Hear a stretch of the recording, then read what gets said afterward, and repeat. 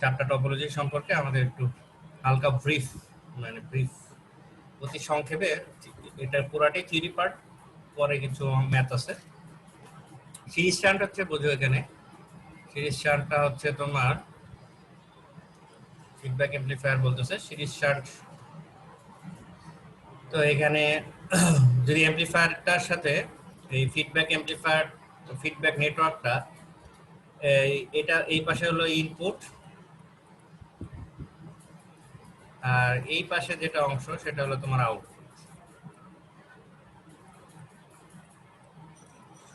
তো এই হলো ইনপুট আউটপুট। এই আউটপুটের একটা পোর্শন ফিডব্যাকে ঢুকতেছে, ঢুকে ফিডব্যাকের আউটপুটটা গিয়ে মূল এমপ্লিফায়ার যেটা, সেই এমপ্লিফায়ারের ইনপুটের সাথে অ্যাড হচ্ছে। এখন এই ফিডব্যাক নেটওয়ার্কটা আসলেই এই তোমার ভোল্টেজ এমপ্লিফায়ারের সাথে বা যে এমপ্লিফায়ারটা আছে এটার সাথে কিভাবে কানেক্টেড হবে সেটার উপরে ডিপেন্ড করে আসলে টপোলজি। সিরিজ চার্ট দেখো, আমরা যদি খেয়াল করি যে তার নেটওয়ার্কের ফিডব্যাকের যদি ইনপুট সাইড আউটপুট সাইডটা ইনপুটের সাথে সিরিজে থাকে, এখানে সিরিজ কানেকশন, তাহলে আর ফিডব্যাকের ইনপুটটা যদি আউটপুটের সাথে প্যারালাল থাকে, তাহলে প্রথমে যে কানেকশনটা দেওয়া আছে সিরিজ হলো ফিডব্যাকের আউটপুটটা, আর হচ্ছে তোমার ফিডব্যাকের ইনপুটটা হলো প্যারালাল, তাহলে ওই জায়গাটাকে বলা হচ্ছে সিরিজ শান্ট। আর উল্টা হবে আবার শান্ট সিরিজ, আবার এই পাশে তোমার সিরিজ হতে পারে, এই পাশে আবার প্যারালাল হতে পারে, তখন এটাকে বলা হয় সিরিজ শান্ট সিরিজ। আবার ভিন্ন রকমও হতে পারে, এই পাশে শান্ট হতে পারে, এই পাশে সিরিজ হতে পারে, আবার দুইটাই সিরিজ হতে পারে, দুইটাই শান্ট হতে পারে। শান্ট মানে কিন্তু প্যারালাল, তো প্যারালাল সিরিজ, এটার উপর ডিপেন্ড করে আসলে টপোলজিগুলো চেঞ্জ হয়ে যায়। তো এখানে আমরা দেখতেছি ভোল্টেজ এমপ্লিফায়ার, এটার আরেক নাম হলো ভোল্টেজ এমপ্লিফায়ার। এখানে কিছু কথাবার্তা আছে, কোন পাশে ইনপুট সিরিজ হবে, কোন পাশে এইগুলো এখানে বলা আছে, এখানে বলার নতুন করে দরকার নেই। এখানে এই টপোলজির তার একটা গুরুত্বপূর্ণ হলো যে সে স্টেবল ভোল্টেজ গেইন দিবে। আমরা জানি যে কোনো ফিডব্যাক সিস্টেমে আসলে স্টেবল হয়, এবং একই সাথে হাই ইম্পিডেন্সকে আরো হাই করবে, আর লো ইম্পিডেন্সকে এই পাশের ইম্পিডেন্সকে আরো লো করে দিবে। যেহেতু তার আমরা জানি যে তার তোমার হচ্ছে প্যারালাল কানেকশন, একই সাথে তার লোয়ার ইম্পিডেন্সকে আরো লো করে দিবে, হায়ার ইম্পিডেন্সকে যেহেতু সিরিজে কানেকশন করেছে হায়ার ইম্পিডেন্সকে আরো হাই করে দিবে। শান্ট সিরিজ, এখানেও আছে তোমার কিছু শান্ট সিরিজ ফিডব্যাক আর কারেন্ট অ্যামপ্লিফায়ার। তো এই জায়গাটায় তোমার দেখো, এই পাশে তোমার শান্ট কানেকশন, ওটা উল্টাটা আছে, আর এই পাশে তোমার সিরিজ কানেকশন। কিন্তু এখানে ফিডব্যাক হিসেবে নিবে কারেন্ট, আর ওখানে ফিডব্যাকের এলিমেন্ট বা ফিডব্যাকের যে উপাদান সেটা হলো ভোল্টেজ, ও আউটপুট থেকে ভোল্টেজ দিচ্ছে, আর এই জায়গাটায় সে তোমার আউটপুট থেকে আসলে কারেন্ট আনতেছে। এই জন্য এটার আরেক নাম হচ্ছে কারেন্ট অ্যামপ্লিফায়ার, এবং এর আউটপুট এবং ইনপুট দুই পাশে আসলে কারেন্টকে বিবেচনা করে কাজ করছে, সুতরাং আমরা এটাকে কারেন্ট অ্যামপ্লিফায়ার বলবো। যেহেতু দুই পাশের রেশিওটা আমার কারেন্ট হিসেবে থাকবে, output divided by input, I out divided by. এখানে তার উল্টা, মানে তোমার যেহেতু সবই উল্টা, এখানে যেটা করবে যে ইনপুট রেজিস্ট্যান্সকে এখানে লো করবে, আর ওখানে ইনপুট রেজিস্ট্যান্সকে হাই করতো, আর এখানে আউটপুট রেজিস্ট্যান্সকে হাই করবে আর ওখানে লো করতো, জাস্ট উল্টা প্রপার্টিস। এখানে তোমার সিরিজ, স্যার এখানে কি অল টাইম শান্ট মানে ইনপুট হিসেবে কাজ করবে, না সিরিজটা সবসময় ইনপুট হিসেবে কাজ করবে? হ্যাঁ, ওটা তোমার টপোলজির উপর ডিপেন্ড করে আমি কোনটা কাজ করতেছি। আমি কি শান্ট সিরিজ নিব না সিরিজ নিব না এইটা। শান্ট সিরিজের কনফিগারেশন সবসময় এরকমই হবে, শান্ট সিরিজ, ঠিক আছে। মানে আবার দেখো পরবর্তীতে আবার দেখো, এটা যদি সিরিজ হয় তাহলে দুইটা ইনপুট সাইডেও সিরিজে, আউটপুট সাইডও সিরিজে। কিভাবে? এই যে দেখো, এখান থেকে কারেন্টটা অবশ্যই এটা না হয়ে পাস করতে যাবে না, সো সিরিজ এটা যে পরিমাণ আউটপুট কারেন্টে ঢুকতেছে সেই পরিমাণ কারেন্ট ফিডব্যাকে ঢুকতেছে, সিরিজে আছে। সিরিজে থাকলে কি হয়, দুইটা এলিমেন্টের কারেন্ট সেম থাকে। একই সাথে এখানে তার আউটপুট ফিডব্যাকের আউটপুট সিস্টেমে দেখো, ফিডব্যাকে আউটপুট সিস্টেমে ভোল্টেজের সাথে এই ভোল্টেজটা আসলে যোগ হচ্ছে। তাহলে এখানেও তোমার বলা যায় যে তোমার কি বলা যায় এখানে তোমার সিরিজে কানেকশন আছে এটা। তো তাহলে এই পাশে তোমার নিচ্ছে কারেন্ট আর এই পাশে নিচ্ছে তোমার ভোল্টেজ। এজন্য এটা তোমার যখন রেশিও হবে ফিডব্যাকের বিটা, তো বিটাটা তোমার আউটপুটে ভোল্টেজ, এটা তো আমরা আউটপুট সাইড বলছি, এটা আর কারেন্টটা নিচ্ছে ইনপুট সাইডে, কারেন্ট নিচ্ছে। সুতরাং ইনপুটে যাই থাকুক আমার সেটাই নিতে হবে আই আউট।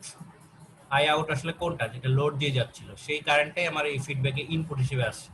সুতরাং যে কোনো গেইন হিসাব করতে গেলে আমরা আগে আউটপুট প্যারামিটার দিব ডিভাইডেড বাই ইনপুট প্যারামিটার দিব।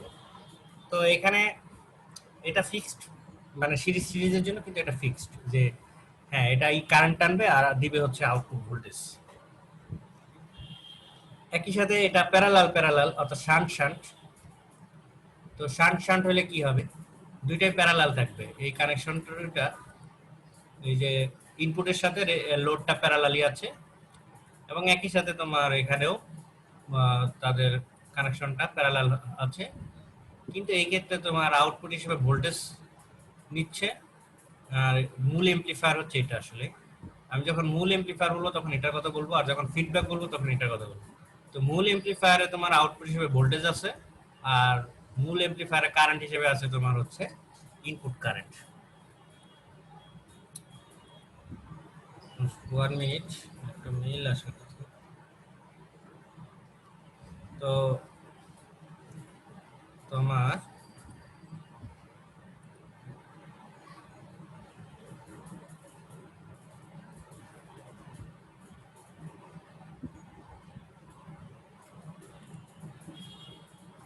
তো মূল ইনপুটে তোমার এখানে তাহলে এই মানে তোমার শান্ট তাদের রেশিওটা এবার ভিটা সমান IF divided by V naught. তাহলে এখানে যদি আইএফ বাই ভি নট আসে, এখানে তোমার কেন বিটা, কারণ সে আউটপুট হিসেবে কারেন্ট পাঠাচ্ছে ফিডব্যাক থেকে আর নেওয়ার সময় সে নিচ্ছে প্যারালাল, যেহেতু কানেকশন আছে লোডের সাথে, তাহলে প্যারালাল কানেকশন হওয়ার জন্য তার ইনপুট হলো আসলে এই ফিডব্যাকের জন্য ভি নট, যদিও এই এমপ্লিফায়ারের জন্য তোমার আউটপুট হলো ভি নট, এই আউটপুটটা হলো ভি নট। তাহলে এই ভি নটটা ফিডব্যাকের জন্য ইনপুট, সেজন্য নিচে গেছে ভি নট আর উপরে সে আউটপুট হিসেবে কারেন্ট দিচ্ছে। যেহেতু আমরা আগেই বলেছি এটা হলো তোমার আউটপুট, এই পাশটা হলো তোমার ইনপুট। সো সবসময় output parameter divided by input parameter, যে কোনো কিছু গেইন বের করতে গেলে আমরা আউটপুট ডিভাইডেড ইনপুট। এখানে একটা সামারি দেওয়া আছে।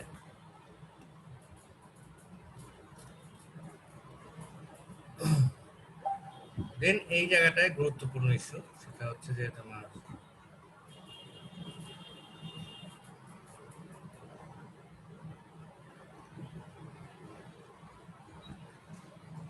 গুরুত্বপূর্ণ ইস্যুটা হচ্ছে এই জায়গাটায় গেইন ক্যালকুলেশন। এখানে গেইন ক্যালকুলেশন ভালোভাবে বুঝতে হয়, তারপর সেখানে আবার সেটা এটার কিছু অঙ্ক আছে, অঙ্কগুলো আমরা দেখব। তো এখানে আছে তোমার গেইন ক্যালকুলেশন, ঠিক আছে। গেইন ক্যালকুলেশনে শুরুতে আমি যদি তোমার এই যে এটা নেগেটিভ ফিডব্যাক টপোলজি দেখাইছি, এটা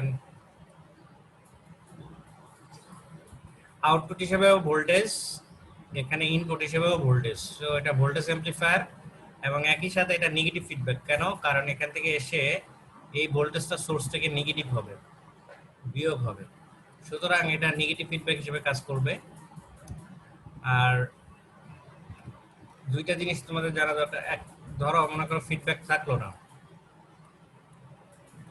তাহলে এখানে ভিএস আর ভিআই কি বলো সমান না? জিরো তো এখানে, তাহলে ভিএসটা যা পাবে তাই সরাসরি ইনভার্টিং অ্যামপ্লিফায়ারে ঢুকবে, সরি যে কোনো অ্যামপ্লিফায়ারে ঢুকবে। তাহলে এই ক্ষেত্রে এটাকে বলা হয় উইদাউট ফিডব্যাক গেইন হলো এ নট। তাহলে গেইন হিসাব করার জন্য আমার আউটপুট ডিভাইডেড বাই ইনপুট, এবং আউটপুট প্যারামিটার কি V naught voltage, input parameter কি ভিএস ও দিতে পারে ভিআই ও দিতে পারে, যেহেতু সমান সমান।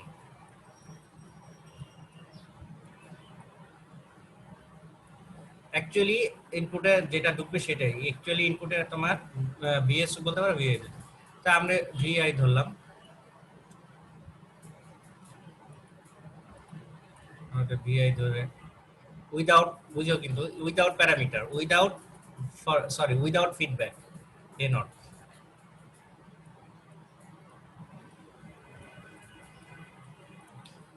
উইথ ফিডব্যাক, যদি এখন ধরি যে ফিডব্যাক আছে তাহলে আউটপুট তো তোমার কোনো সমস্যা নাই, আউটপুট তো সেম।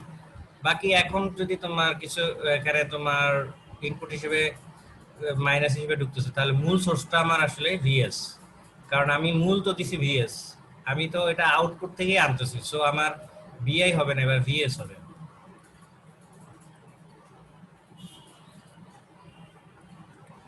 ঠিক আছে, সো আমি যেটা দিচ্ছি আমার একদম এই এটা তো জেনারেট করতেছে আসলে এই সোর্স থেকে, সুতরাং আমার টোটালি মানে ফার্স্ট ইনপুটটা আমার VS, overall input, overall gain বলতে এটাই বোঝায় যে ওভারঅল গেইন যদি বলি যে একবারে ইনিশিয়ালি কি ছিল ভিএস ছিল, আর একবার আউটপুটে কি ছিল ভি নট ছিল। সুতরাং এটা হলো with feedback gain, with feedback gain এটা, আর এ নটটা হচ্ছে তোমার হচ্ছে উইদাউট ফিডব্যাক গেইন। সো এটা কিন্তু তোমাদেরকে মানে আগে থেকে জানতে হবে, কারণ আমরা এখন যেটাতে ঢুকবো সেই জায়গাতে এই কনসেপ্টটা না থাকলে তো বুঝতে পারবো না। তো এই জন্য আমি স্যার আগে এখানে ভিএফ টা কেন স্যার আসলো না? স্যার ভিএফ টা স্যার অ্যাকাউন্টে কেন আসলো না স্যার? এখানে তো স্যার ফিডব্যাকটা দেওয়া হয়েছে। না, বিএফটা তোমার অবশ্যই আসবে ভিতরে, ইন্টারনালি আসবে। যখন তুমি এখানে ইনপুট হিসেবে দিতে যাবা তখন তোমার ইনপুট হিসেবে তখন নিবে কি ভিএস মাইনাস ভিএফ, যখন ইনপুট হিসেবে নিবা তো তখন কিন্তু আলটিমেটলি ভিএফ তার ইন্টারনালি কাউন্ট হচ্ছে, এবং অলরেডি সে কম ইনপুট নিচ্ছে আগের চাইতে। ভিআই যা নিচ্ছিল পূর্বে উইদাউট ফিডব্যাকে, উইথ ফিডব্যাকে কিন্তু কম পরিমাণ নিচ্ছে, ভিএস মাইনাস ভিএফ কম পরিমাণ সেই ইনপুটে ঢুকছে। সুতরাং এখানে একটা ইফেক্ট তো অলরেডি কাজ করছেই, কিন্তু সংজ্ঞা মতে যেটা মানে রিয়েলি সংজ্ঞা, ম্যাথমেটিক্যালি সংজ্ঞা, যে ওভারঅল গেইন বলতে আমরা কি বুঝি? ওভারঅল গেইন বুঝি যে ইনিশিয়াল স্টেজ একবার ফার্স্ট ইনপুট, আর একেবারে আরো কিছু যদি স্টেপও থাকতো একবার ফাইনাল স্টেজ আউটপুট, কিন্তু এখানে যেহেতু একটাই স্টেজ, তো ওভারঅল গেইন কিন্তু আসলে সংজ্ঞা এটাই যে আমার ভিতরে যদি কয়েকটা এলিমেন্টসও থাকে তাহলে আমি দেখবো যে ইনিশিয়াল পয়েন্ট আমার কি সোর্স, কত পরিমাণ ভোল্টেজ ছিল, এবং ফাইনালি কত পরিমাণ ভোল্টেজ পেয়েছে। এটা হলো ওভারঅল গেইনের কনসেপ্ট। তো ওভারঅল গেইনে যখন তুমি ওভারঅল গেইনের ভিতরে কে কে আছে, নিজে উইদাউট ফিডব্যাকের একটা সরি অপ অ্যাম্পও আছে, অপারেশনাল অ্যাম্পলিফায়ারও আছে, এবং ফিডব্যাকও আছে। সুতরাং তখন ওভারঅল গেইনে কিন্তু আলটিমেটলি আমার এটা হবে। আর উইদাউট ফিডব্যাকেও তোমার ভিএস আমি লিখতে পারতাম, এখানে মূল সংখ্যাটা ভিএসই থাকবে, বাট উইথ ফিডব্যাক যখন দিব আমি তখন ভিএস আর ভিআই ডিফারেন্স হয়ে যাবে। সুতরাং আমি এখানে তোমার ভিআই দিতে হবে, কারণ ভিএস দিলে তখন আবার হবে না এটা, বিকজ আমি তো কনসিডার করলাম যে উইদাউট ফিডব্যাক, তখন আমি ভিএস লিখতে পারি, ভিআইও লিখতে পারি, বাট যখন আমি উইথ ফিডব্যাক দিব তখনই আমার ওভারঅল গেইন যেটা সেটার কনসেপ্টে যেতে হবে, ভি আউট আর হচ্ছে ইনিশিয়াল ইনপুট ইনিশিয়াল আউটপুট। জি স্যার। মানে এ নট আর হচ্ছে এ এফ সমান না, এটা আমরা সহজেই বুঝতে পারি, কারণ ভিএস আর ভিআই সমান না। সুতরাং আমার এখানে এটা হলো ভিআই, আর যখনই উইথ ফিডব্যাক চলে গেছে তখনই ভিআই পরিবর্তন হয়ে ভিএস এ চলে গেছে, অথবা বলতে পারো যে যখন উইদাউট ফিডব্যাক গেছে তখন ভিএসটা ভিআই কনভার্ট হয়ে গেছে। কারণ উইথ ফিডব্যাক উইদাউট ফিডব্যাক সিমিলটেনিয়াস একসাথে থাকা সম্ভব না, হয় উইথ ফিডব্যাক থাকবে না হয় উইদাউট ফিডব্যাক থাকবে, একসাথে দুইটা পসিবল না।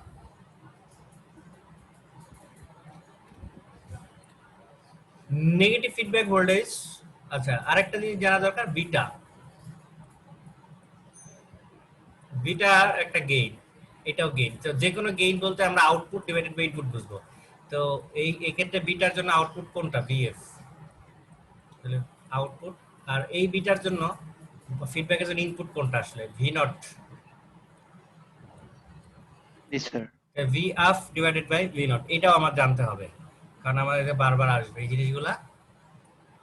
বিকজ যদি ফিডব্যাক গেইন হয় বিটা, তাহলে এই ফিডব্যাক গেইনের তোমার আউটপুট হচ্ছে ভিএফ, আর এই ফিডব্যাকের জন্য ইনপুট হচ্ছে ভি নট।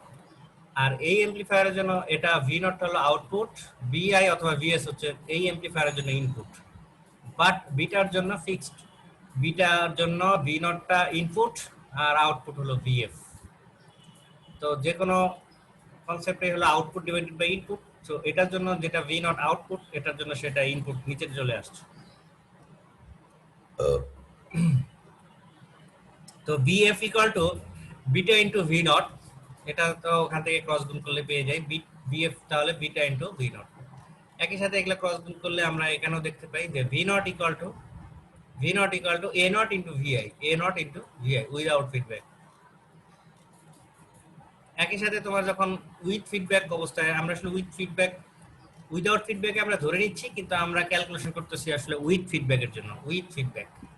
তো সেক্ষেত্রে আমার ভিআই এই মানে এমপ্লিফায়ারে কি পরিমাণ ইনপুট যাচ্ছে হচ্ছে ভিএস মাইনাস ভিআই, ভিএফ পরিমাণ ইনপুট যাচ্ছে।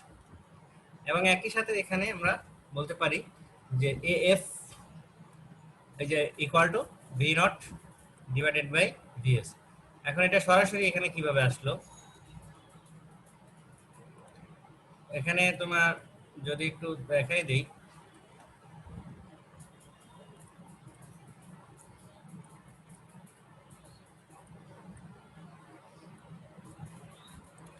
ভিএস, ভি নটটা এখানেই থাকলো, ভিএস এর ভ্যালু কি এখান থেকে যদি আমরা পাই ভিআই প্লাস ভিএফ।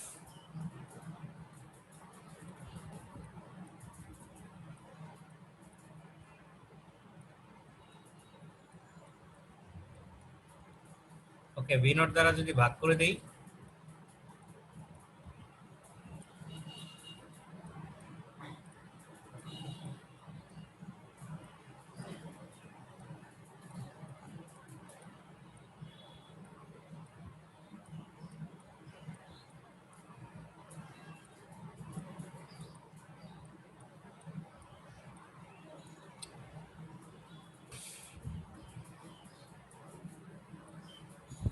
তো VI by V naught, VI by V naught, VI by V naught কি হবে? হলো ভিআই বাই ভি নটটা আমরা ওই যে এখান থেকে, ওটা ছিল V naught divided by VI A naught, তাহলে উল্টে যাবে জাস্ট, কারণ এটা হচ্ছে উল্টা আছে।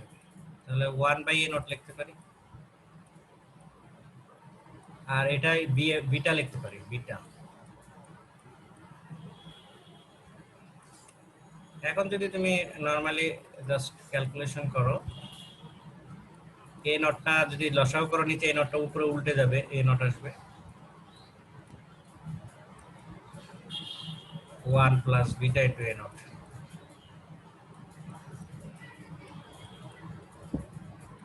তাহলে আমরা এটা কি পাইলাম? এফ।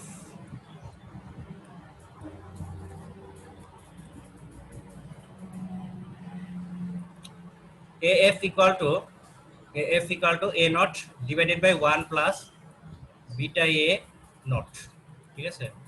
তো এই ইকুয়েশনটা আমরা গেইন ক্যালকুলেশন করে ফেললাম কিন্তু। তাহলে A নটটা হলো তোমার উইদাউট ফিডব্যাক, AF টা হলো উইথ ফিডব্যাক, আর এখানে ফিডব্যাক ফ্যাক্টর হিসেবে 1 plus beta into A not আছে। তাহলে আমরা এখানে বলতে পারি যে আসলে ডিক্রিজ হচ্ছে, কারণ 1 প্লাস বিটা A নট এটা একটা কি বড় ভ্যালু। সো এ নট দিয়ে যদি তুমি ভাগ দাও, তাহলে এ নটটা বড় আর এ এফটা ছোট, তাহলে কোনটা বড় হবে বলো? এ নট বড় না এ এফ বড়? এ নট। এ নট বড়, কারণ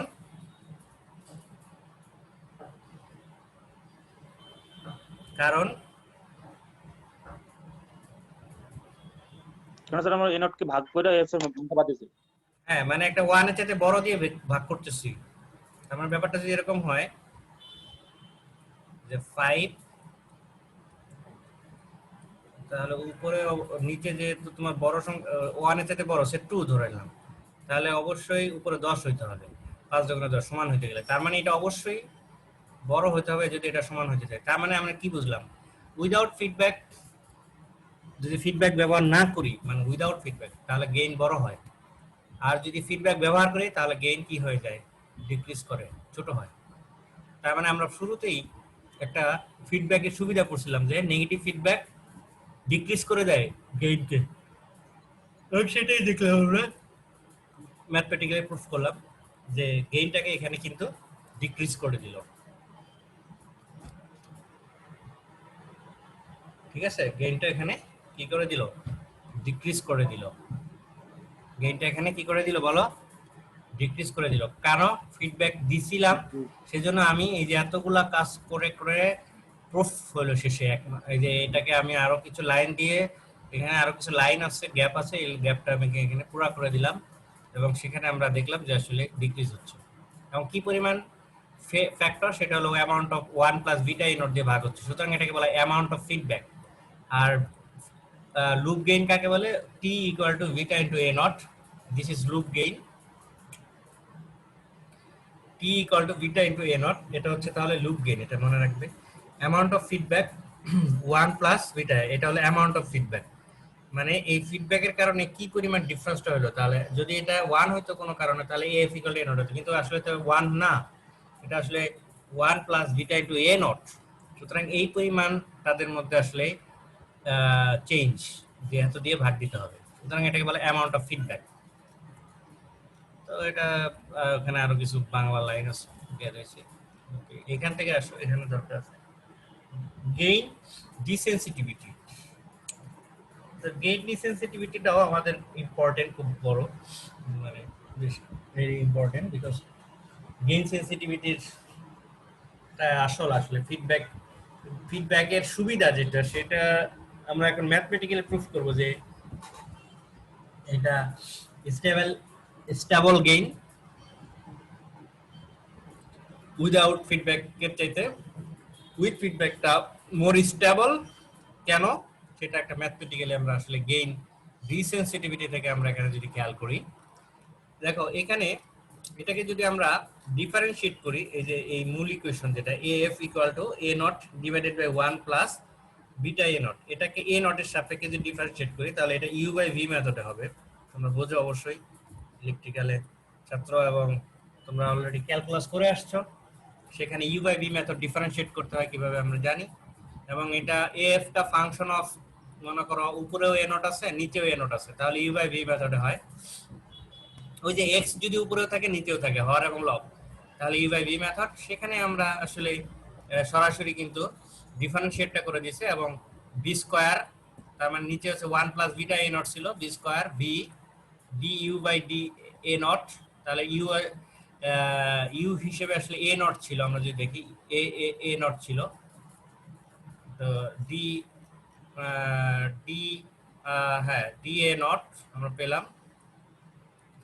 এরপর হচ্ছে ওই 1 প্লাস বিটা এ নট, এটাকে যদি আমি ডিফারেন্সিয়েট করি তাহলে এ নট পাচ্ছি আমরা আসলে এ নট এবং গুণন এইটুকুকে ডিফারেন্সিয়েট করলে এটা 0 হয়ে যাবে, এ নটের সাপেক্ষে ডিফারেন্সিয়েট করলে বিটা কনস্ট্যান্ট আসবে এবং সাথে ডি এ নট আসলো। এই তো ডি এ নট, আমি এটা যে ব্র্যাকেট ট্যাকেট উঠাই দিই, কাটাকাটি করবে, যে এই অংশটুকু আসলে ক্যান্সেল হয়ে যাবে, বাকি এই যে এটার সাথে গুণন অবস্থায় জাস্ট ডি এ নটটাই থাকবে। তাহলে D A naught divided by হচ্ছে 1 plus beta A naught. T, এটা টি দরকার নেই আমার ধরার বারবার। এখন আমরা যদি এই D A naught divided by 1 plus, এটাকে 2.7 ধরো, আর 2.4 ওই অংশটুকু যে যদি তুমি, তাহলে স্যার মাইনাসটা কোথায় গেল স্যার? মাইনাস তো থাকবে না, এখানে ক্যান্সেল হয়ে যাবে এই মাইনাস, আর এই যে D A not into beta A not, এখানেও তোমার D A not beta into A not cancel হয়ে যাবে, বাট ডি এ নটের সাথে একটা ব্র্যাকেটের ভিতরে আছে তোমার, সুতরাং এটা তো প্লাস, ঠিক আছে? সো এই ডি এ নটটাই শুধু থাকবে। বুঝতে পারছো? হ্যালো স্যার ওইটা তো মানে পরবর্তী স্টেপে না? দুইটা স্টেপ হবে এখানে, বাদ করছে একটা স্টেপ হবে এখানে। যদি ব্রেকেট তুমি উঠায় দাও, ব্রেকেটটা জি আমাদের জি স্যার প্রথম পোর্শন তো আমাদের বাদ, দ্বিতীয় পোর্শনে শুধুমাত্র ডিএ নোট আসবে, ডিএ নোটের সামনে তো মাইনাস আছে। কি বলো, অতটুকু চিন্তা করা দরকার। তুমি এটাকে ব্রেকেট উঠায় দিতে চাও, মনে করো এটা ব্রেকেট আছে না, ব্রেকেটটা উঠায় যায় ডিএ, তাহলে কি ব্রেকেট উঠায় দিলে কি কি পাবা এখানে? গুণ করবে, ডিএ নটের সাথে গুণ হবে না, ডিএ নট জি sir. Beta into A not D not, ঠিক আছে? তাহলে এই অংশটুকু আর এই অংশটুকু কি হয়ে যাচ্ছে? বুঝতে পারছি স্যার। ক্যান্সেল হয়ে যাচ্ছে, তাহলে থাকবে কি শুধুমাত্র ডিএ নট। আচ্ছা, ডিএএফ আর এই যদি এই ইকুয়েশনটুকু নেই, DAF DA naught divided by 1 plus beta square, এই ইকুয়েশন আর হচ্ছে এই ইকুয়েশন যদি ভাগ দাও, এই যে 2.4 কোথায়, এই যে AF equal to A naught divided by 1 plus beta A naught, এই পোরশন আর এই পোরশন ইকুয়েশন, এই পোরশন যেটা নাও, AF equal to A naught divided by 1 plus beta A naught, এই পোরশনটুকু নাও একটা ইকুয়েশন, আর DAF equal to DA naught divided by 1, এই পোরশনটুকু নাও।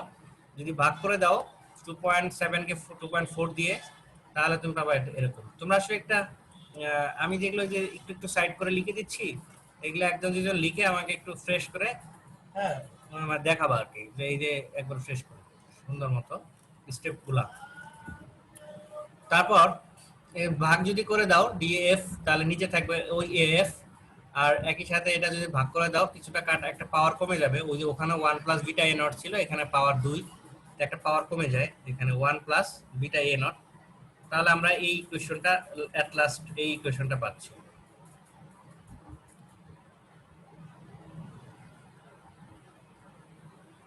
ঠিক আছে, 1 মিনিট পরে রিস্টার্ট নিলে 5টা মিনিট রেস্ট নিয়ে আবার শুরু করব, ঠিক আছে?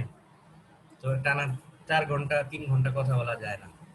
তো এখানে DAF divided by AF, DAF divided by AF, তো এখানে তোমার পার্সেন্টেজ চেঞ্জ কেন? কারণ সে কথা 20%, 20% চেঞ্জ মানে কি? মানে চেঞ্জ হচ্ছে মানে 100-তে 20।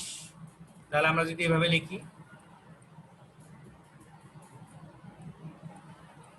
তারপর উপরটা হলো চেঞ্জ, নিচেরটা হলো মূল ভ্যালু, তাহলে এটাও তাই, এটা হলো percentage change DAF divided by AF, তার মানে মূল এএফ এর পরিবর্তনটা হলো ডিএএফ। একই সাথে এটা হলো পার্সেন্টেজ চেঞ্জ, বাট এটা হলো উইদাউট ফিডব্যাক অবস্থায় পার্সেন্টেজ চেঞ্জ কার? গেইন। আর এটা হলো with feedback percentage change car? Gain. দুইটাই গেইন। এটা হলো উইদাউট ফিডব্যাক অবস্থায়, এটা হলো উইথ ফিডব্যাক অবস্থায়, তার মানে তাদের পার্থক্যটা আসলে কতটুকু? এখানেও কমছে, পার্সেন্টেজ চেঞ্জও 1 প্লাস বিটা এ নট। সুতরাং মূল ভ্যালু যেভাবে কমে যায়, পার্সেন্টেজ চেঞ্জও একই অ্যামাউন্টে কমে যাচ্ছে, 1 প্লাস বিটা এ নট দিয়ে ভাগ হচ্ছে জাস্ট। এখানে আমরা বলতে পারি যে percentage change in AF is smaller percentage change in a naught by the amount of feedback, মানে 1 plus beta naught, এটাকে amount of feedback, তার মানে এটা বড় আর এটা ছোট, সুতরাং এই পার্সেন্টেজ চেঞ্জ